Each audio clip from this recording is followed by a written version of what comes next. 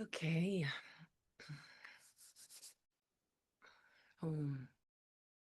Welcome. All right. Where are we going to go today? This should be exciting to see where consciousness takes us.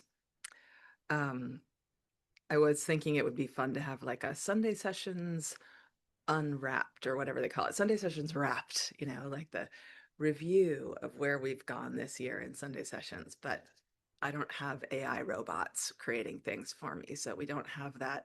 And nonetheless, the past is vast and unusual, and any kind of a synopsis of it all would be reductive, regardless. Um, but I did want to ask, so is anybody brand new to Sunday sessions? Any y'all that are here, let me know if you've never done Sunday sessions before.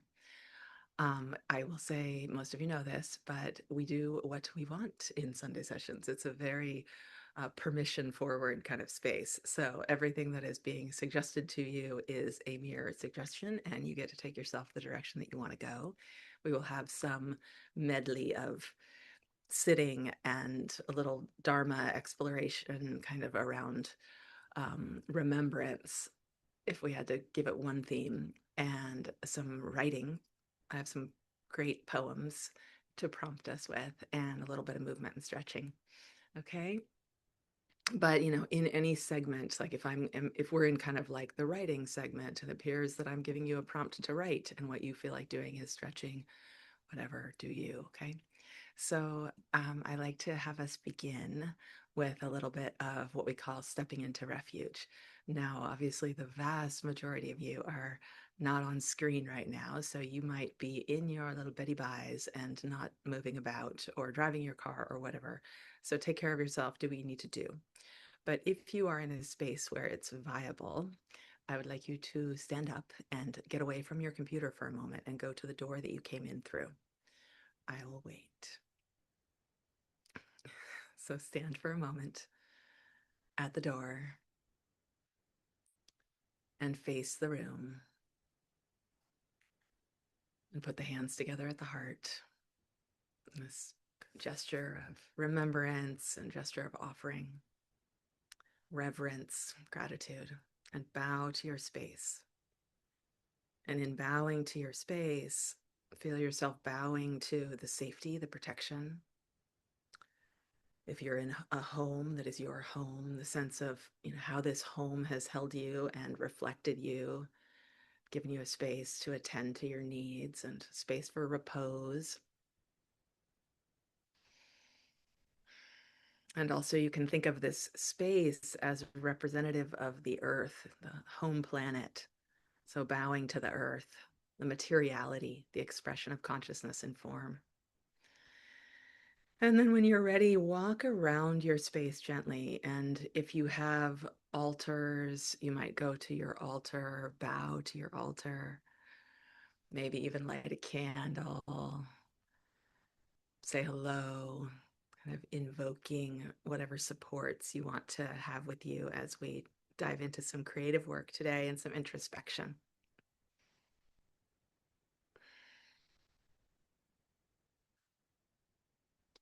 I chant specific chants upon beginning each session.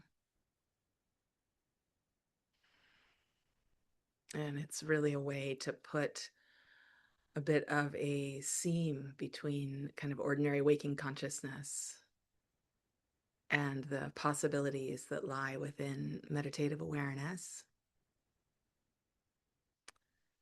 and also a way to invoke.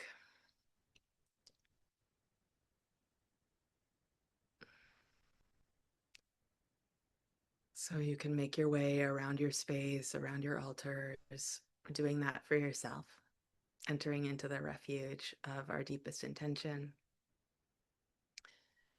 to remain open to whatever comes, remembering that all that arises arises to be illuminated, all that arises arises to be healed.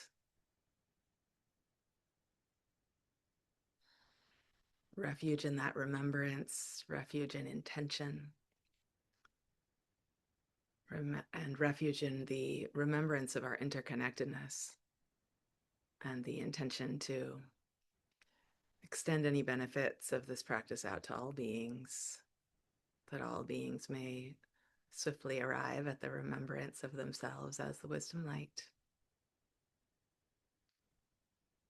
and that we may relax into what's happening now and breathe. And when you're ready, you can bring yourself back to your seat, and we'll just go into a little bit of a sit.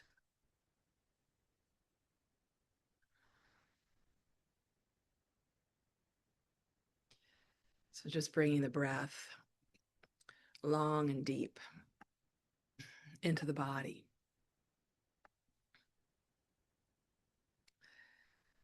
Opening up the central channel of the body.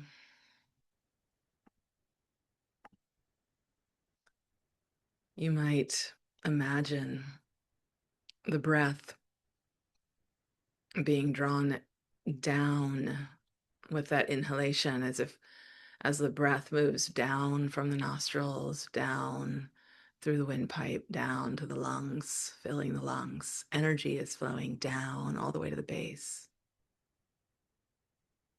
And with the out breath, as you're exhaling, energy flows up.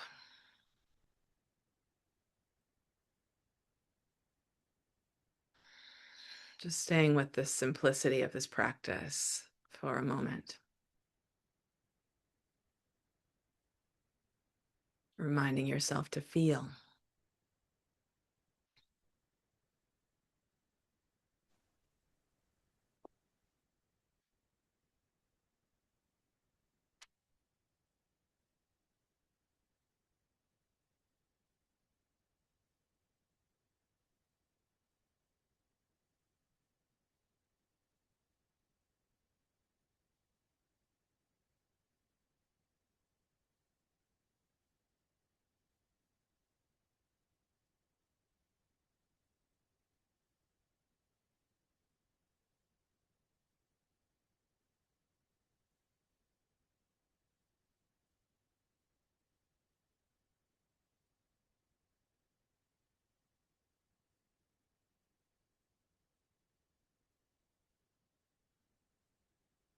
Every time you become aware of phenomena, thought, sensation, any kind of movement, any vritti on the stage of your awareness, notice that there comes with that also an awareness of the I, awareness of the self as experiencer.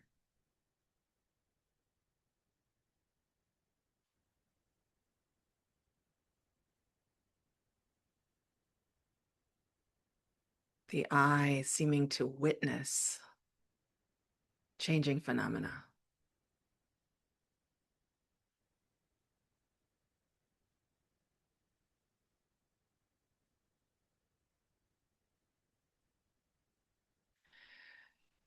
Feel yourself as the witnessing of changing phenomena. And also, in line with the Shaiva tradition, the source of all activity, the source of all that dynamism.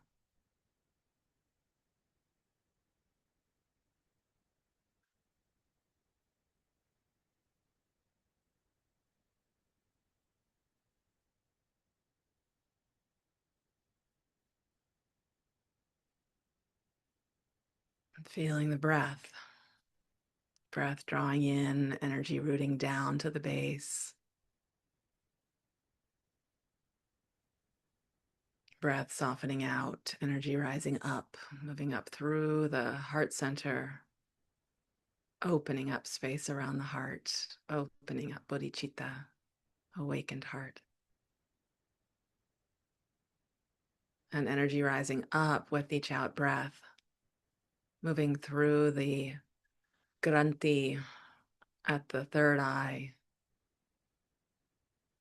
the knot of language the congestion of fixed belief.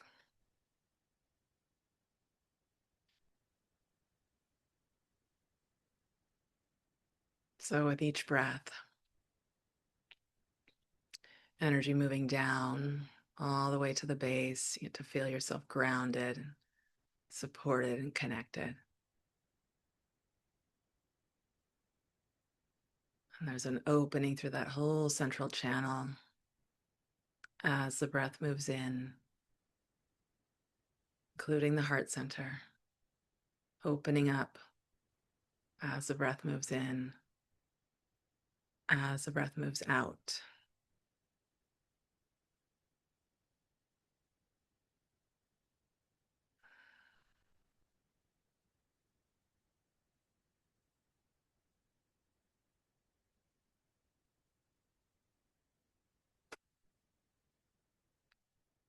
All changing phenomena, the dynamism that arises from heart consciousness,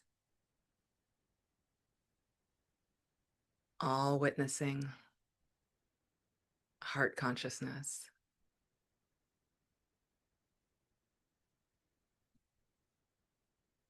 All contraction in the field, consciousness veiling itself,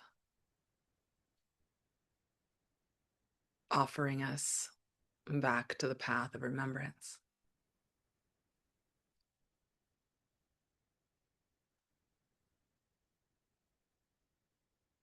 Breath moving in, breath moving out.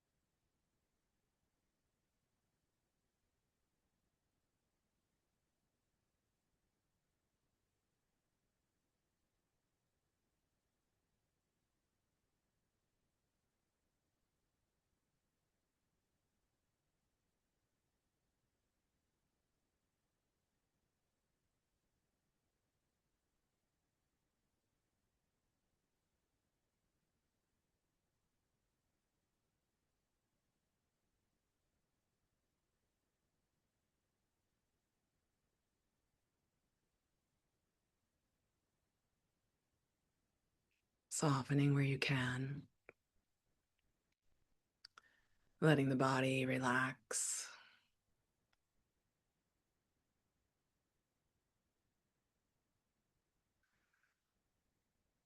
Just receiving, breath moving in, breath moving out.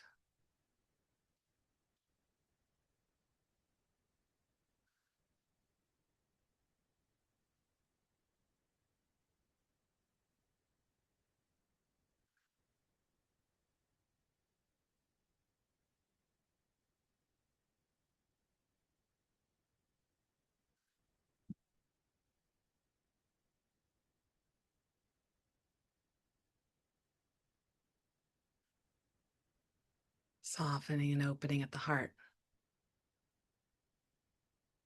tuning into that soft spot, that awakened heart, bodhicitta, that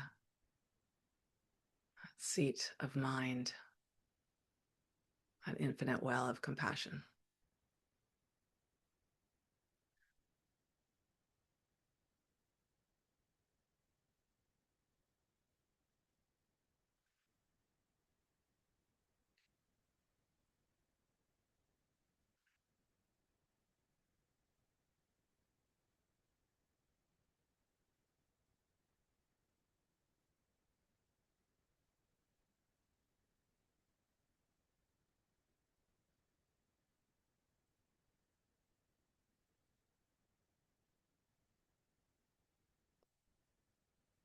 Gently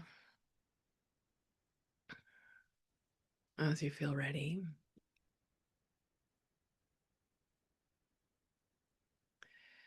bring the hands together at the heart.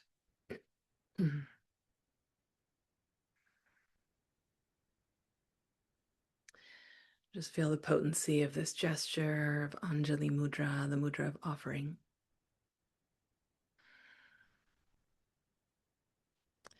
Feel the two-ness of the hands pressed against each other, making one sensation, one sense of warmth that the mind can pick up on.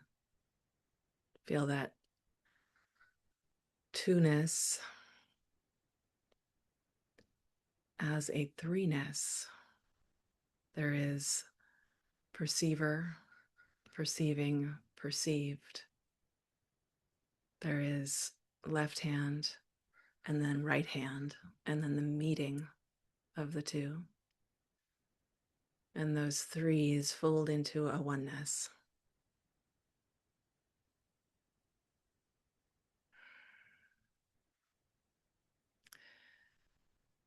So as we move into our practice, we give ourselves also in the beginning the opportunity to kind of put a prayer into this space. And prayer is a kind of a fraught, a kind of loaded concept for a lot of people. So you can hold this however you want. It may be easy for you to just put a prayer into the space. But you can also hold this as just a way, if you have a kind of a more non-dual view, a way that we recognize that prayer is language and intention. And language is pattern, and intention is capable of influencing pattern. And ultimately, everything exists within pattern. So even to prayer, to create a prayer, that is, even to pray, we tune into a particular pattern that we're available to either shift or transform in some way. So the mind is conceiving of a particular pattern. And through the prayer, through this piece of language, a certain code gets transmitted into the pattern. And we call upon our sense of surrender, our sense of reverence for the sacred, for the beyond, for the unknown, experiencing ourselves as both cause and source of the transformation, and also recipients and humble servants, all of it wrapped in one.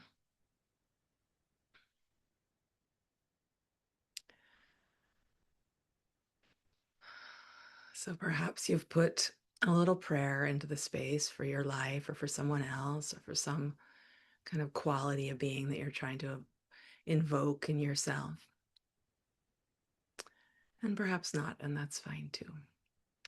Go ahead and gently, when you're ready, release the hands and shake it out a little bit.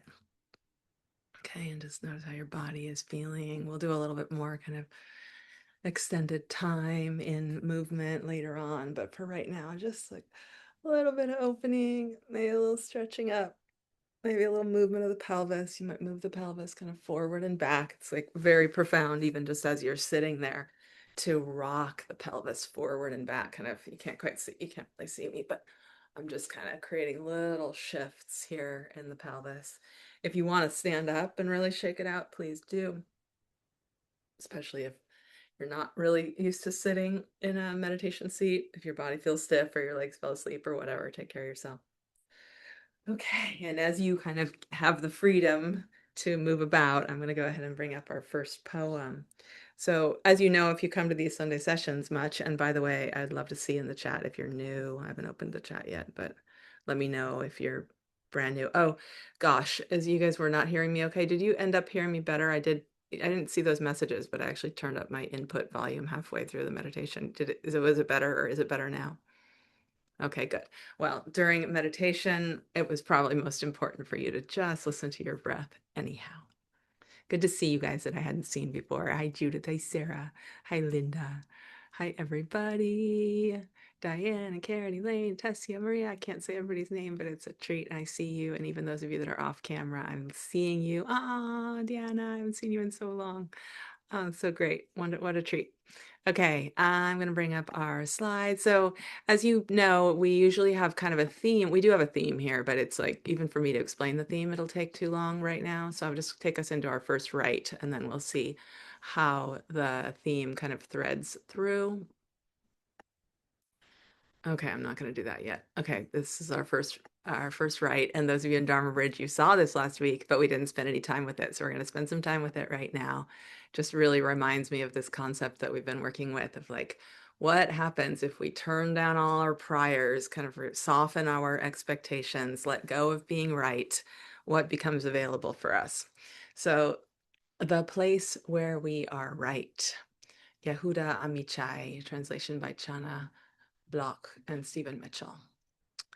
From the place where we are right, flowers will never grow in the spring. The place where we are right is hard and trampled like a yard. But doubts and loves dig up the world like a mole, a plow, and a whisper will be heard in the place where the ruined house once stood. Okay, somebody else want to read it? Just raise your hand if you're interested in reading it for us.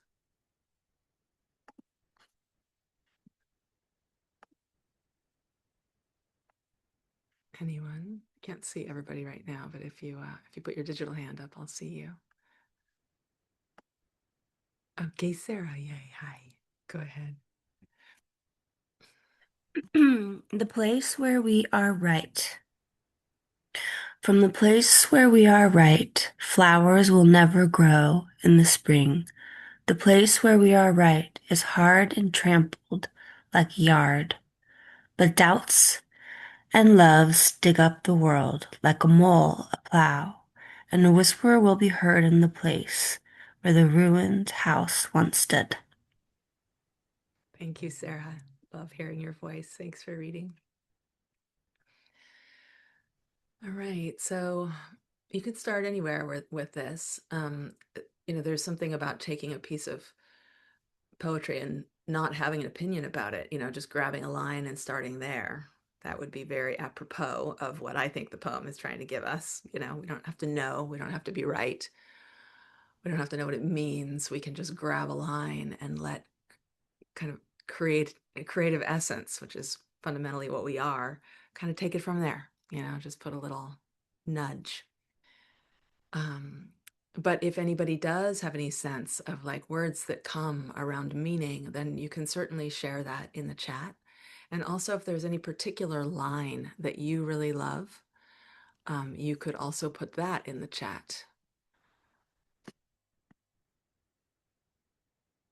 So I'll just wait a moment to see if anybody sees anything they want to start with.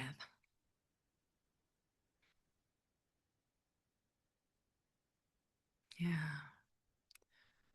And a whisper will be heard in the place. A whisper will be heard. Doubts and loves dig up the world, hard and trampled like a yard. Okay, so play with it. See where it takes you and where this kind of idea takes you of just softening the places where we are right. And let's just do a quick right with this one, like 7 minutes. Medium quick. Okay.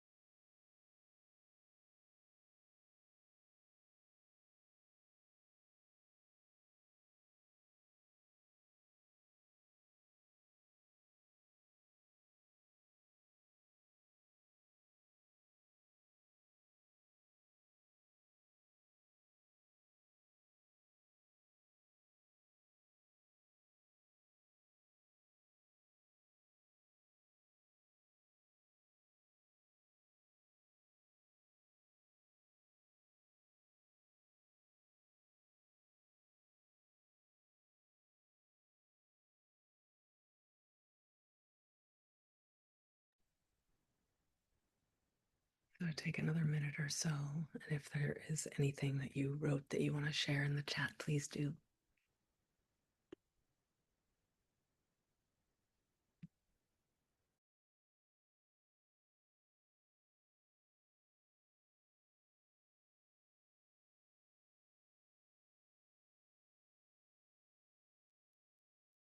Kelly, Yes. Hello. I just wanted to let you know that your voice is still too soft for me to hear. I could hear when the other person was reading. Okay, thank you. Let me check it out. Appreciate that.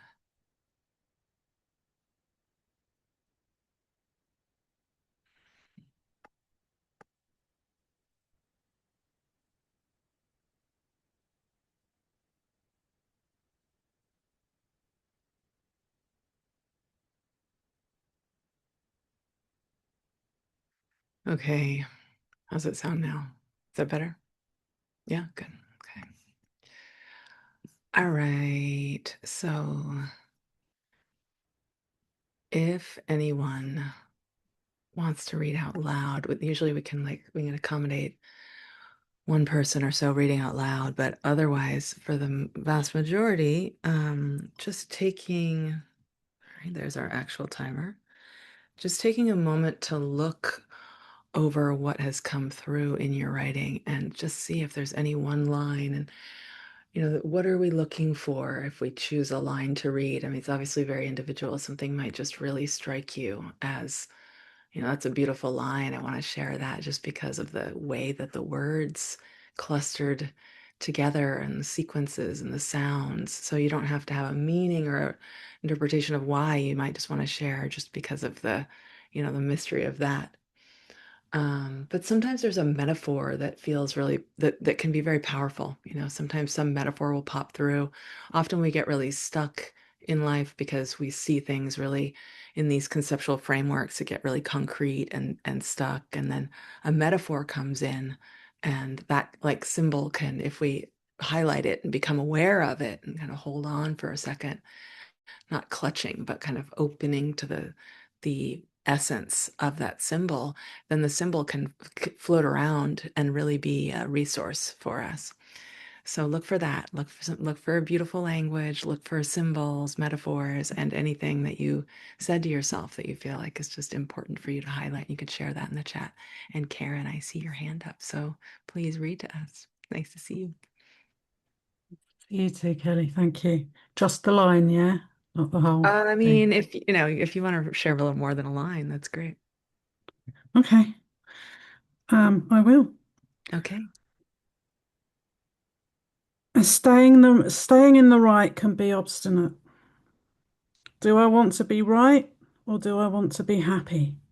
Or, better still, at peace, in contentment. Mm. It can be hard to leave the state of rightness. It can be hard to see beyond the blinkers that in those moments narrow my view.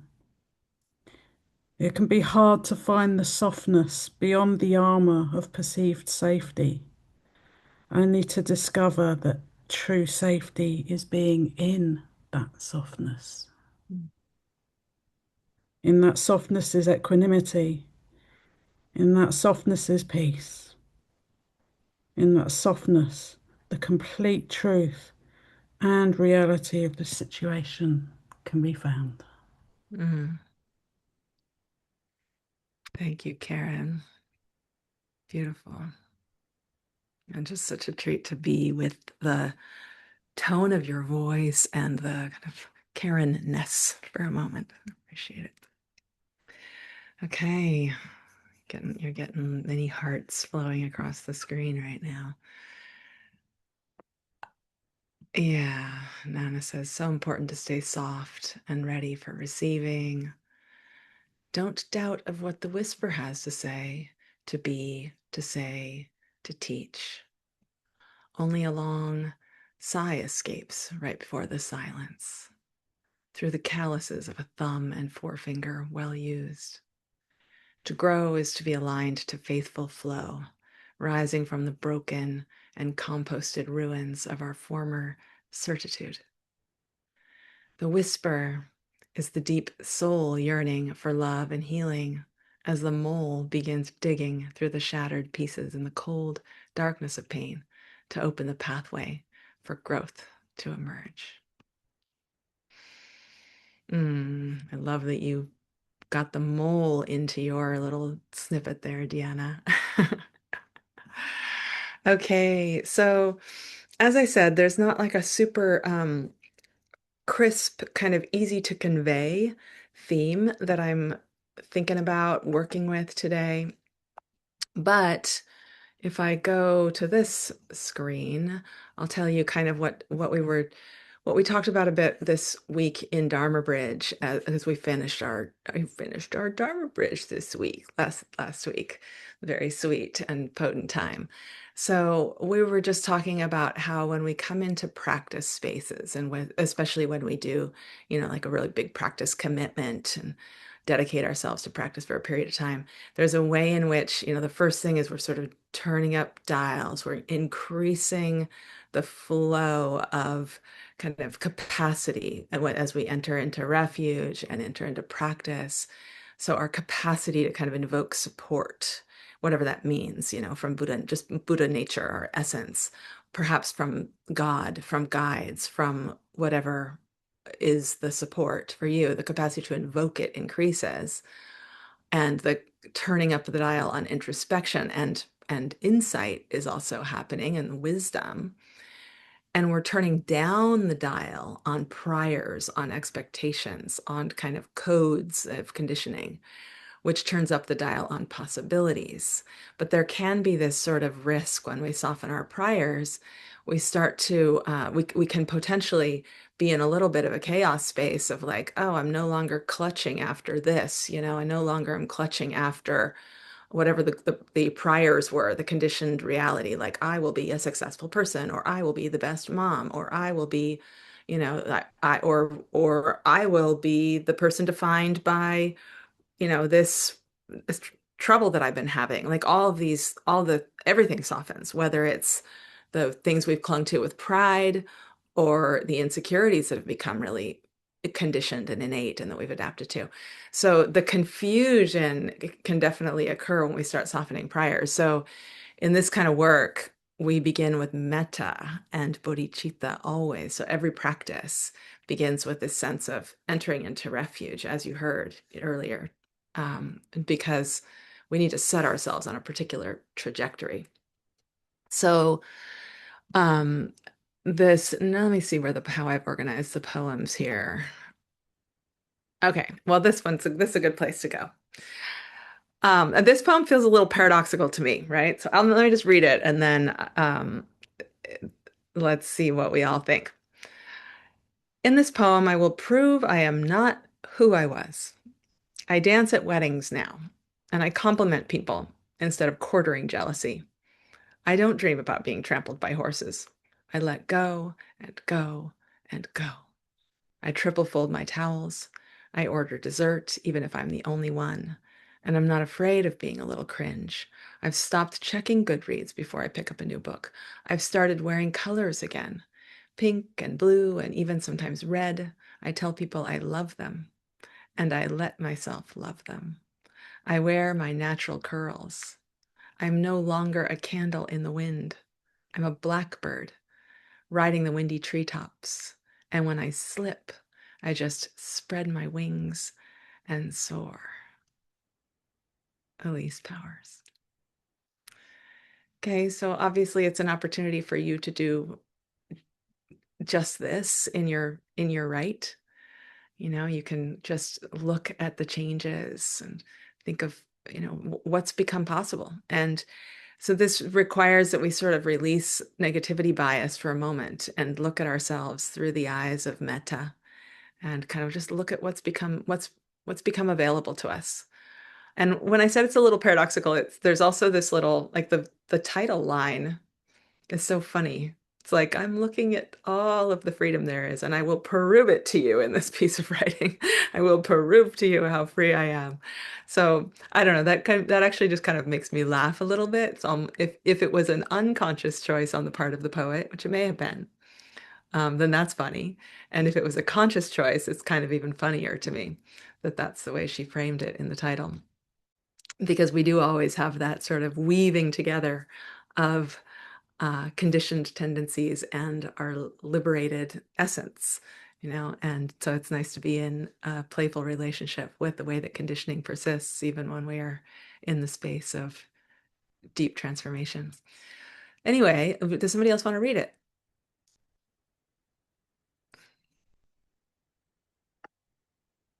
Anyone? Anyone? Veronica. My internet's a little unstable, so that's why I have my video off. No worries. Okay. In this poem, I will prove I am not who I was. I dance at weddings now, and I compliment people instead of quartering jealousy. I don't dream about being trampled by horses. I let go and go and go. I triple fold my towels. I order dessert even if I'm the only one. And I'm not afraid of being a little cringe. I've stopped checking Goodreads before I pick up a new book. I've started wearing colors again, pink and blue and even sometimes red. I tell people I love them and I let myself love them. I wear my natural curls. I'm no longer a candle in the wind. I'm a blackbird riding the windy treetops, and when I slip, I just spread my wings and soar. Elise Powers. Thank you so much, Veronica. Beautiful reading. And yeah, it really landed. Okay, so take yourselves in any way you like. If there's a particular line you're going to start with and you want to share that with the crowd, it's a nice way to kind of put a little resource into the chat, into the community for anybody who feels stuck at all.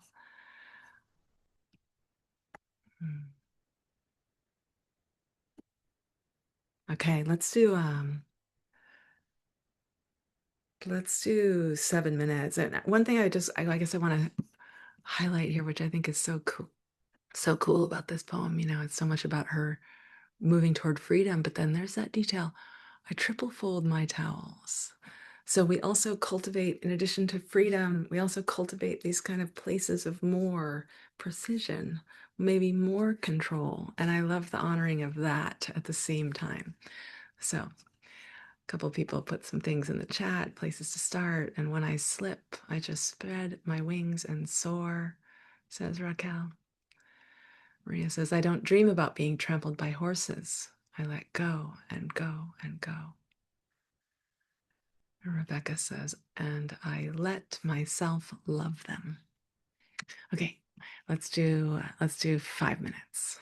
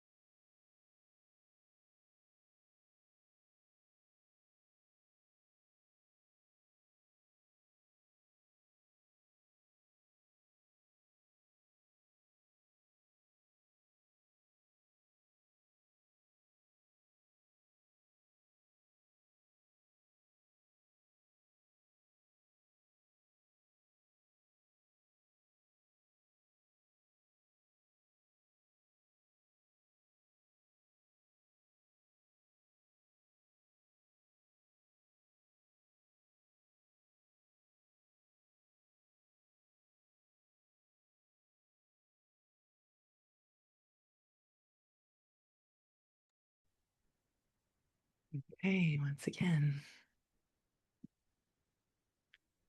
start to wrap it up and look over what you've seen emerge out of you. And if there's anything you want to share, go for it.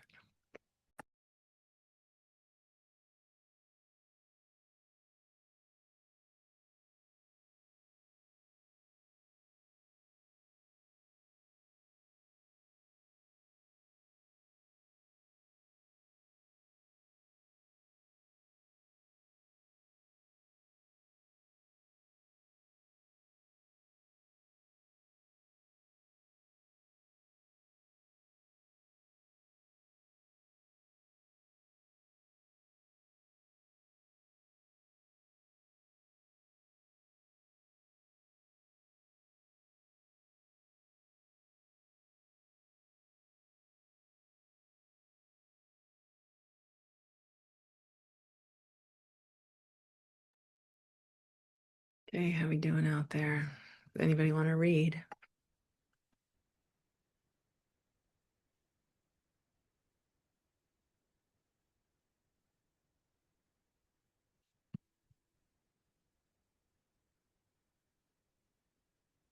Okay, Deanna puts in the chat. Let myself love them. In spite of the anger, resentment, and fear that is too often a fiery wall erected to protect myself, or a stone cold wall of impenetrability that you cannot touch by heart. Fire and ice as seemingly opposite poles with the same intensity of righteousness and self-protection. So in the midst, a beam of love in spite of this all. I became curious about my parts that don't have this freedom. I unlearn everything I was taught and start with a clean slate. I invent myself anew. No longer do I find the time to rerun conversations and recast what should have been. I walk miles and miles and miles. I caress the earth with my feet. Sometimes it still rises up against me as if to buck me off. I cling tenaciously to the saddle with my legs, muscles rippling against the tumult. This earth, this life, this moment, my love for it above all. Can I just glide on these thermals, held aloft, the least substantial of substances? What is left behind when all else is removed is that will take me forward. And I let myself love them, which has got me thinking, do I let people love me? Seriously, what does letting people love me even look like? Perhaps it's making sure I stay honest, open, and authentic. Perhaps it's accepting compliments without minimizing them. But the deeper love, I don't know if I'm good with this or if I'm not. I think that's the word. You can tell me. Yes, thanks. Rebecca, I start inside and work my way out. I am considering my relationship with the I who was. I feel a settling into my freedom, which I hadn't known after the innocence of childhood started leaving me, and yet there is still. The flat line laughs hysterically at the guise of its flatness. Prove feels like the nugget of self-critical observation that still serves as a shadow metric, but I still acknowledge and am grateful for the progress. The unfolding is finally happening enough for me to see. I have allowed more of me to be. I now like me a bit more. But does this mean I feel I earned it? Because I can prove it. And when I slip, I just spread my wings and soar. I will slip into protective practices, but also begin to trust the slip will not lead to a break, but as a runway for the next learning and love. I let go and I let go. Accepting this monument as it is, not forcing or grasping to an ideal or expecting. dropping ideas, analysis, and dancing the dance, even if I'm not fitting in the play. I allow myself to shift from ugly crying to silent sobs without self-recrimination. Some days I am full of fears and tatters of my past, of icy roads, of hassles I can't bear to meet. Other days I can't even remember what those fears are. Love all of this. Okay. Let's see where we are. How are we doing? Let's do a little bit of kind of shaking ourselves out, right? So getting to read your words in succession like that is so fun for me, because sometimes, like, first of all, it just is pretty radical, this sort of synchronicities, but what comes through for people, and then, you know, this in the sequence, the very next thing that comes through is the response to the unanswered question, or the questioning of the unconsciously fixed answer. You know, there's all of this kind of wild weaving. So I love that. I love the way that it messes with our priors just by opening us into creativity. But sometimes we just really need to drop language altogether, you know, just drop out if we can, if we have the freedom to do that. Like, the mind tells us whether we can or not. But movement and breath and, you know, somatic awareness can be a huge support. So we're going to do a little bit of that. I'm going to kind of push my computer back a little and make my way over to the mat.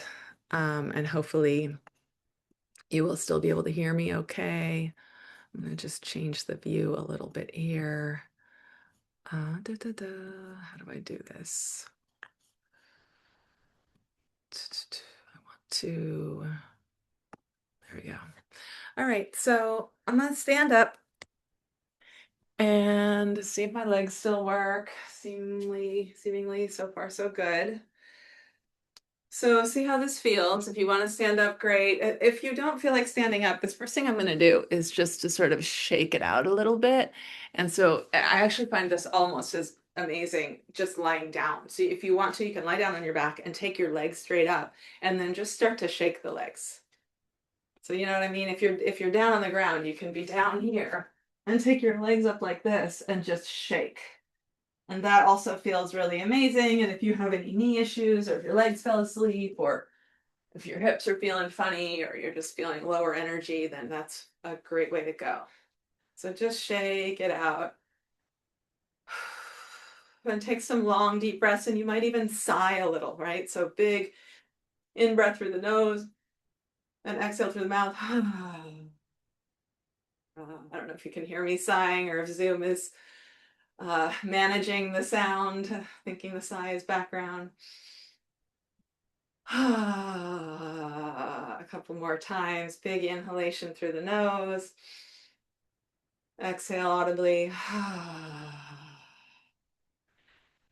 And if that feels good to you, you can keep doing that. Just the really long, deep breaths and focusing on the sigh or focusing on the sound of the breath. Or you can let that go. I've started to move the hands around, just kind of jiggling the hands around, but I'm going to start to do a little bit of a different sort of an action, okay, where I'm just going to kind of swing a little bit. Okay, and if you want this to be a bigger action, you can absolutely, you know, deepen down and bend into one knee and then the other and really start to feel some flow, or you can keep it small. Okay. Just a couple more of those, and then we'll start to make it a little bit more of a twist. Okay, and then the motion, the action of the legs is going to get smaller, but the twisting of the torso a little bit more full, and I'm letting the arms really kind of be slack, so the arms are slapping against the back body.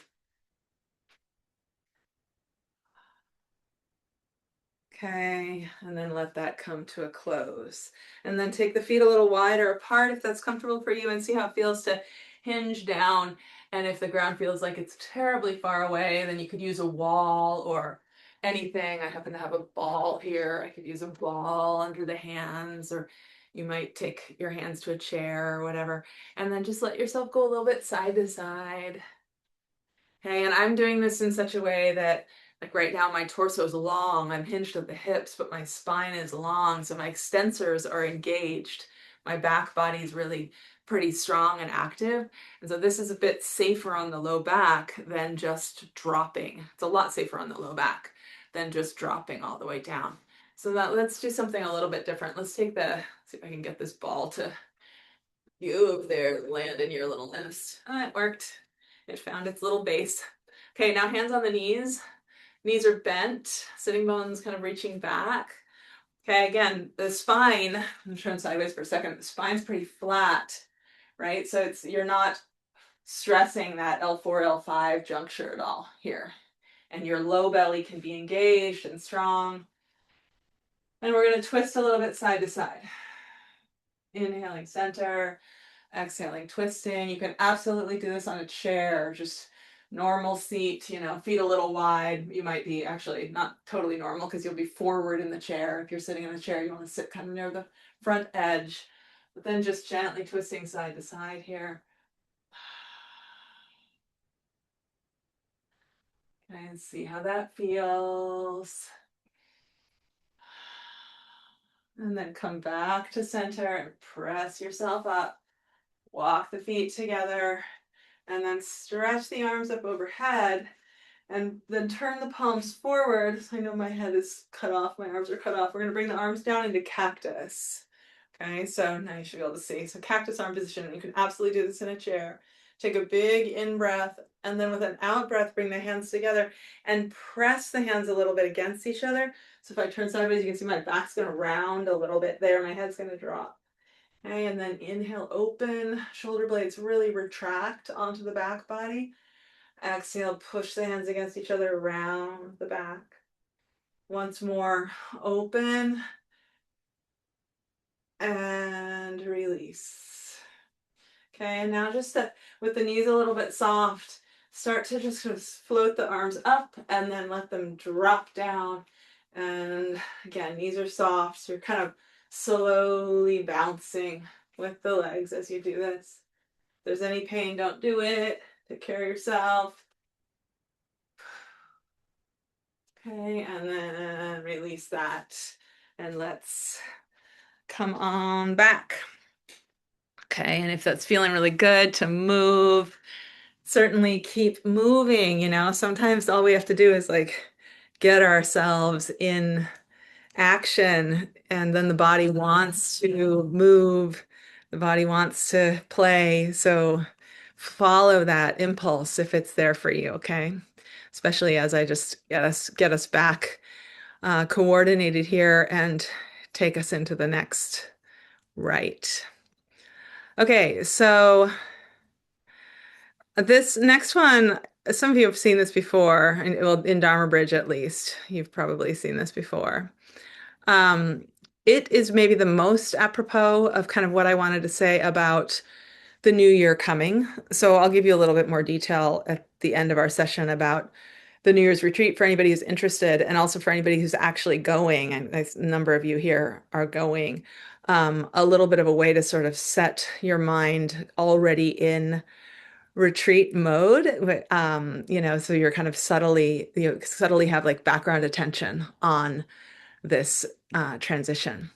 So the poem, there's a couple lines in the poem. I'll read it once and I'll tell you why this feels apropos of this theme of kind of where we're heading for the end of the year and what's really central thematically for the retreat. So, a path in the woods, Anna Kamienska. I don't trust the truth of memories because what leaves us departs forever. There's only one current of this sacred river. But I still want to remain faithful to my first astonishments, to recognize as wisdom the child's wonder, and to carry in myself until the end a path in the woods of my childhood, dappled with patches of sunlight, to search for it everywhere, in museums, in the shade of churches, this path on which I ran unaware, a 6-year-old, toward my primary mysterious aloneness.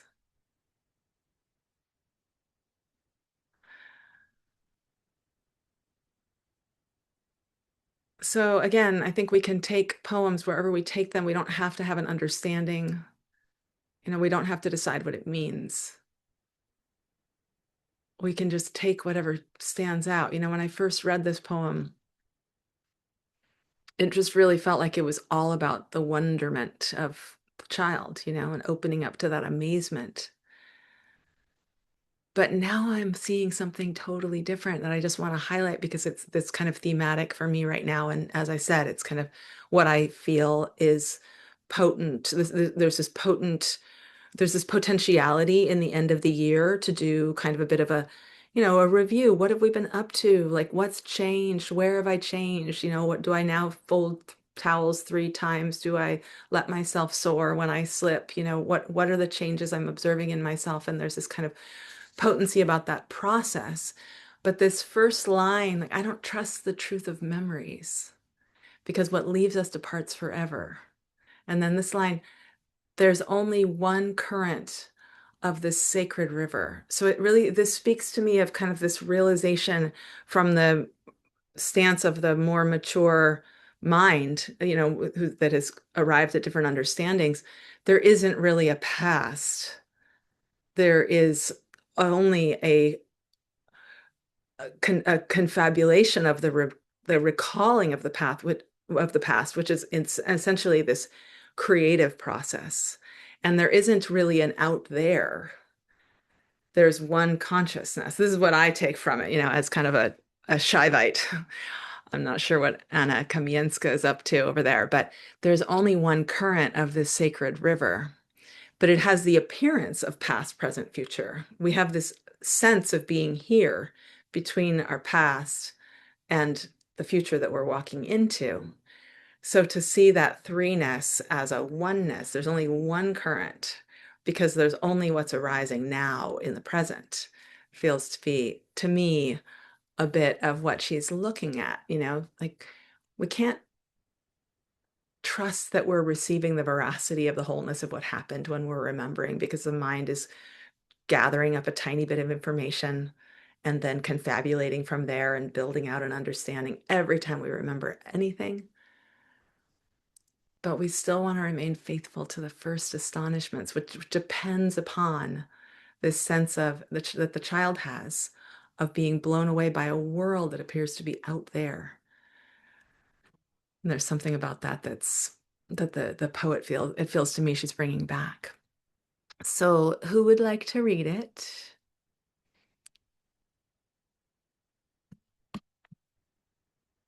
I'll read it. Okay, thanks, Judith. Hi. A path in the woods. I don't trust the truth of memories because what leaves us departs forever. There's only one current of this sacred river, but I still want to remain faithful to my first astonishments, to recognize as wisdom the child's wonder and to carry in myself until the end a path in the woods of my childhood, dappled with patches of sunlight to search for everywhere. In museums and the shade of churches, this path on which I ran unaware, a 6-year-old, toward my primary mysterious aloneness. Beautiful reading, Judith. Wow. Yeah, it lands a little differently when you read it, doesn't it? Yeah. Yeah, when you read it out loud. Okay, so as usual, you can just choose a line. Choose a line to begin with. Put the line in the chat. I'll give you a moment.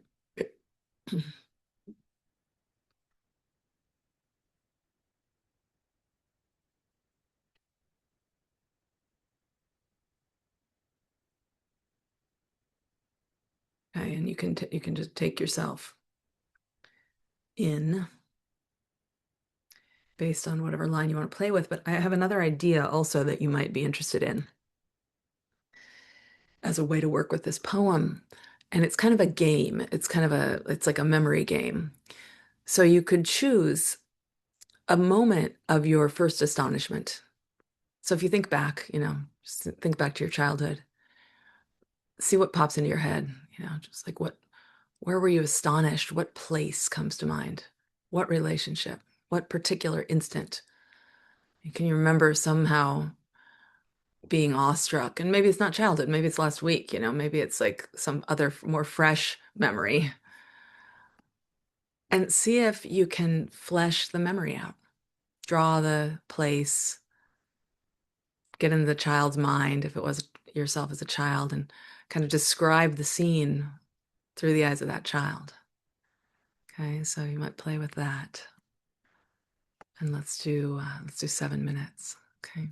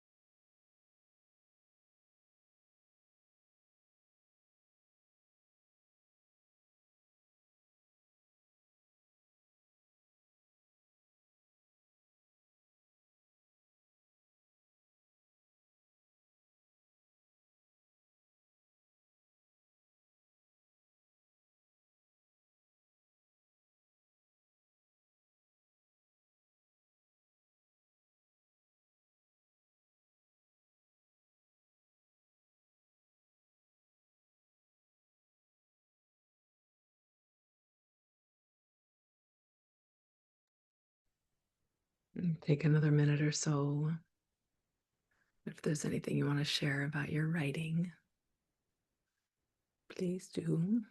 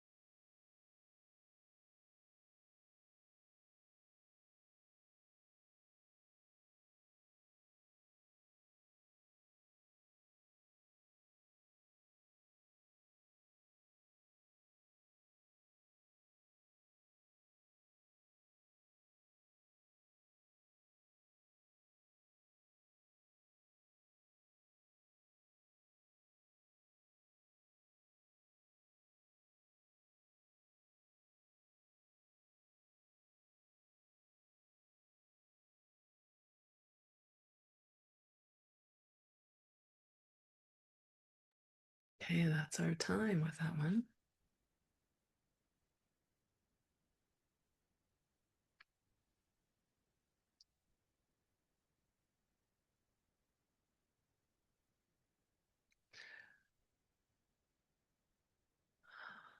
So if you want to share in the chat, you can. And if not, no pressure. I'm a bit curious, and maybe we can use, maybe I can poll you. Let me see, I'm going to do something here. So probably not everybody's sitting at their computer, and also probably people don't necessarily all know how to raise hand. But if you can, raise your hand, your digital hand if possible. Do you know how to do that? It's on, you go to the React, let's see, what do? You click React, which is it's the heart on the bottom, and then you put raise hand. So raise your hand if you worked with a memory and tried to flesh out a memory. Just curious. Okay, so a handful of you. And I'm curious what that was like, and if anybody feels like they could share about it. If things kind of emerged that you maybe wouldn't have remembered otherwise, or anything fresh emerge.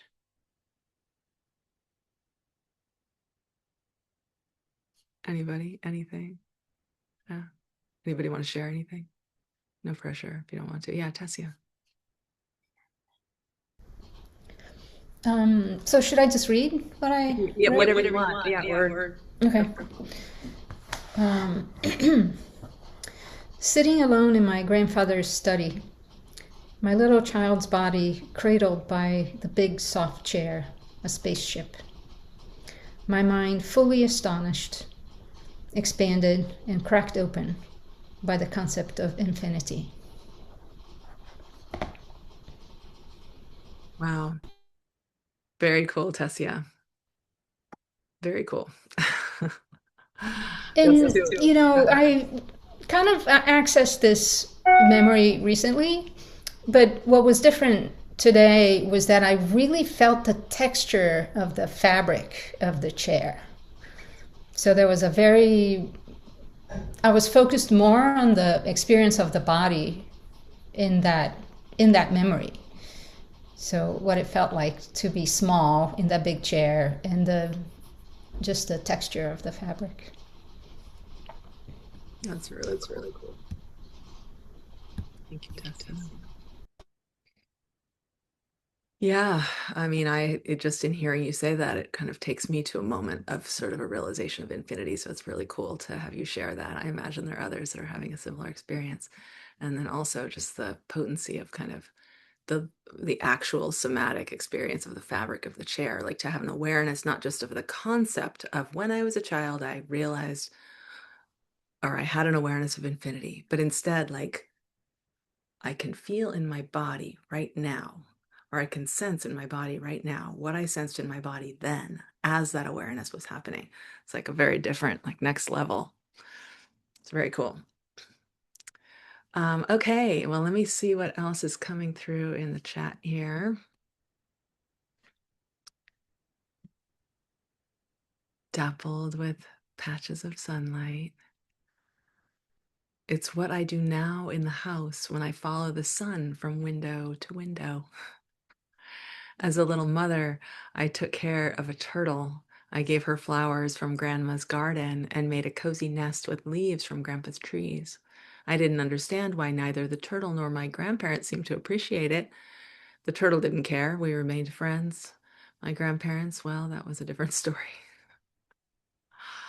I wonder if I remembered the experience or the memory of the memory from long ago. Mhm. Memories of places I have tried to find again, but couldn't because I have changed. The searching for wonder, I think of my mother's instruction that if I get lost, stay where I am and she will find me. Oh, that's very sweet. That's a powerful anchor.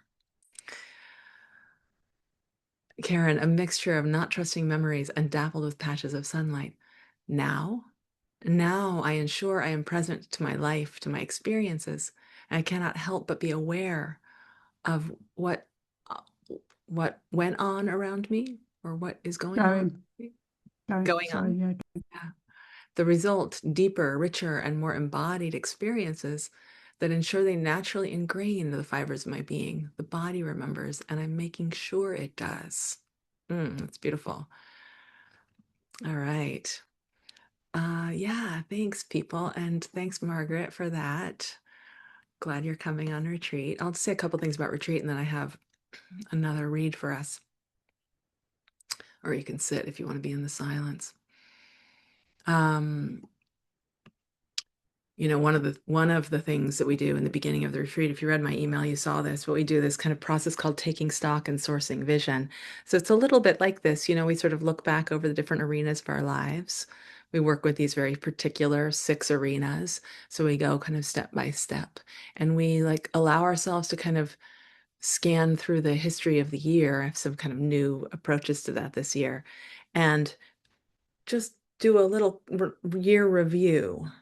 And not because it's necessary to do so, but because there is a way in which our past selves have left messages, like a trail of crumbs for our current moment and potentially for our future selves. So there's a way in which we're allowing this golden thread of whatever kind of little insights came through, not around self-protection, not around closing down or becoming more rigid, but these moments of golden thread insights, I call them, where we had like a little bit of a, you know, like turning one's head a little askew and looking differently at the world, you know, a little bit of curiosity dropped in, a little bit of a willingness was exposed, you know, maybe not, we don't think of ourselves as necessarily curious, willing, open, expanded beings. We like to kind of, the, you know, conditioning likes to get us to fixate more on the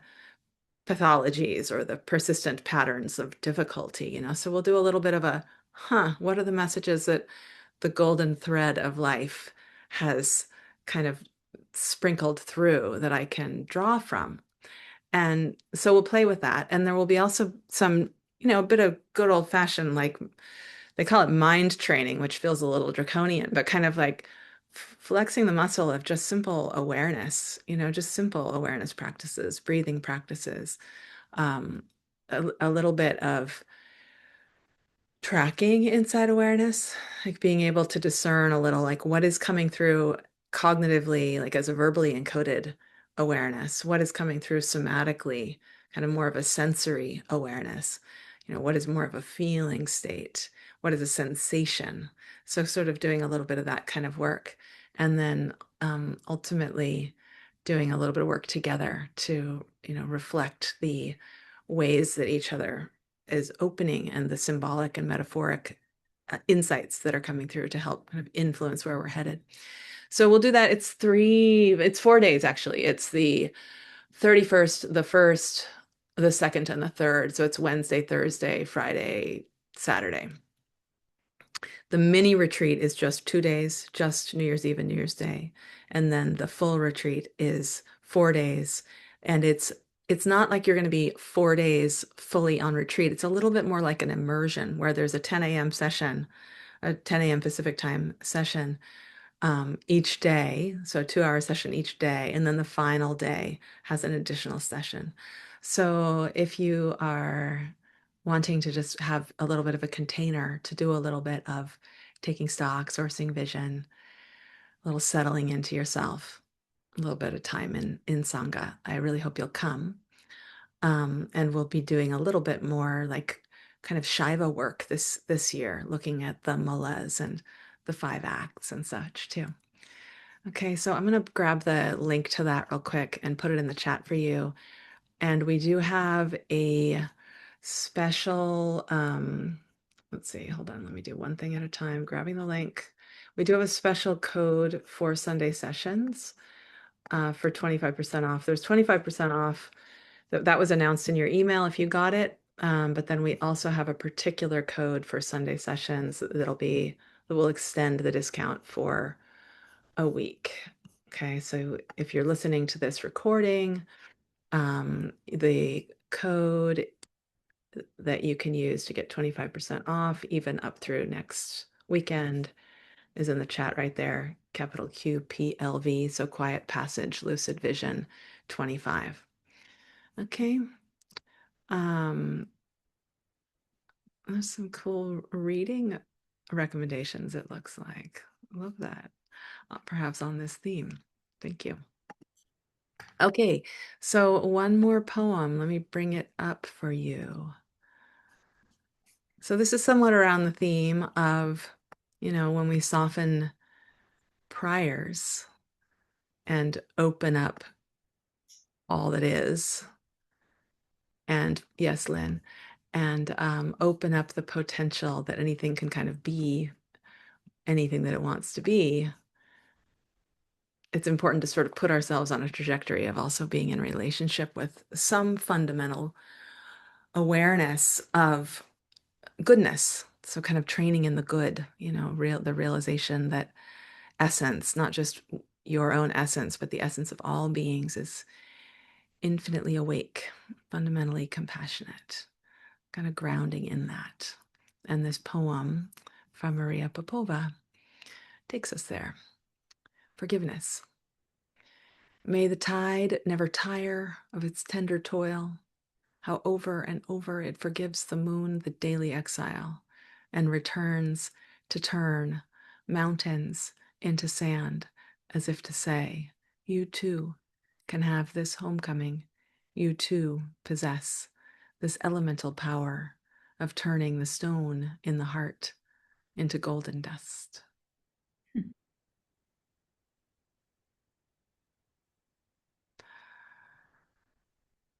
Okay, anybody else want to read it?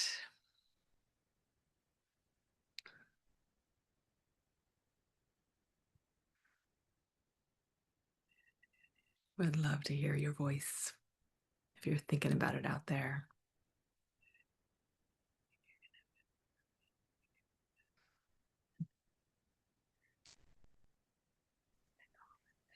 I'll read it. Okay. Hi, Rebecca. Hi. Forgiveness. I may have to, okay. May the tide never tire of its tender toil, how over and over it forgives the moon, the daily exile, and returns to turn mountains into sand as if to say, you too can have this homecoming. You too possess this elemental power of turning the stone in the heart into golden dust. Thank you. Thanks for being willing to share your voice. Okay, what little lines do you want to carry yourself in with?